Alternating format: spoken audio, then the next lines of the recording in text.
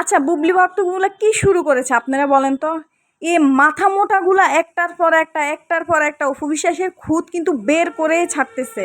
মানে কোনোভাবেই কিন্তু জয় অপু বিশ্বাসকে শান্তিই দিচ্ছে না। এত সুন্দর জন্মদিনটা, এত সুন্দর বাচ্চাটাকে নিয়েও মানে শাকিব খানকে সাথে দেখে তারা কি আজে বাজে কথা বলতেছে।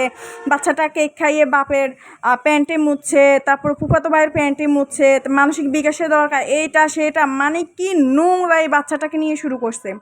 আমার তো মনে হচ্ছে কি জানেন, এই বুবলি বক্তে মাথা মোটাগুলা কিন্তু একেবারে অ্যাকসেপ্ট করতে পারে নাই শাকিব খানকে অপু বিশ্বাস এবং জয়ের সাথে।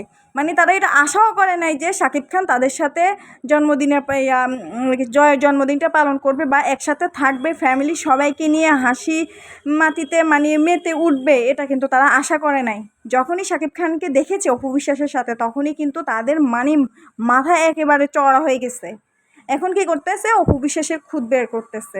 এখন আবার বলে যে অপু বিশ্বাসকে নাকি শাকিব খানের বাসায় না অফিসে ডেকে জন্মদিনের কেক কাটতেছে। মানে কোনটা অফিস কোনটা বাসায় এটা কিন্তু তারা এখনো বুঝে উঠতে পারে নাই।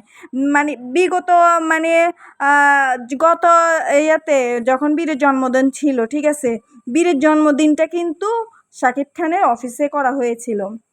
তো এখন এরা অফিসটাও চিনে না, বাসাটাও চিনে না। এই ছবিটা দেখলেই বোঝা যাবে এই যে বীর, শাকিব খান আর বুবলি যে বসে আছে এটা হচ্ছে শাকিব খানের অফিসের রুম, ঠিক আছে। আর অপু বিশ্বাসকে নিয়ে জয়কে নিয়ে যেখানে কেক কাটতেছে এটা হচ্ছে শাকিব খানের বাসা।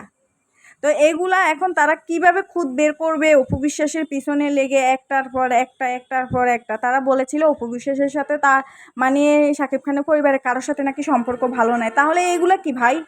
ননদের সাথে ভাবি একসাথে দাঁড়ায় সুন্দরভাবে হাসি খুশিভাবে ছবি তুলতেছে, কথা বলতেছে, হাসতেছে, এগুলো কি সহ্য হচ্ছে না তোমাদের? সহ্য হচ্ছে না?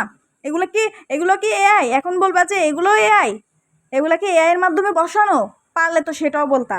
পারতেছো না তো, কারণ এটা তো আর মিথ্যা না, যেটা সত্যি এটাই পোস্ট করা হয়েছে। এখন এগুলো দেখে তো তোমরা আর হজম করতে পারতেছো না, নিতে পারতেছো না, উল্টাপাল্টা বকতেছো। রাত দিন অপু বিশ্বাসকে নিয়ে পড়ে ভিউজ কামানোর ধান্দায় পড়ে না থেকে ভালো কিছু করো। নায়িকা দেন, তোমাদের নায়িকা তো কোনো কাজ নাই, পড়ে রয়েছে আরেক জায়গায়, কাজ নাই, কথা বলতে পারতেছো না, ভিউজও কামাইতে পারতেছো না। এখন অপু বিশ্বাসের পিছনে পড়ে ভিউজ কামাইতে থাকো, মিথ্যাচার করে ভিউজ কামাও।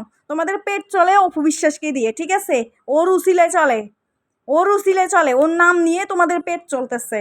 কারণ না তো টাকা কামাইতে পারবা না, ডলার কামাইতে পারবা না অপু বিশ্বাসের নাম না নিলে।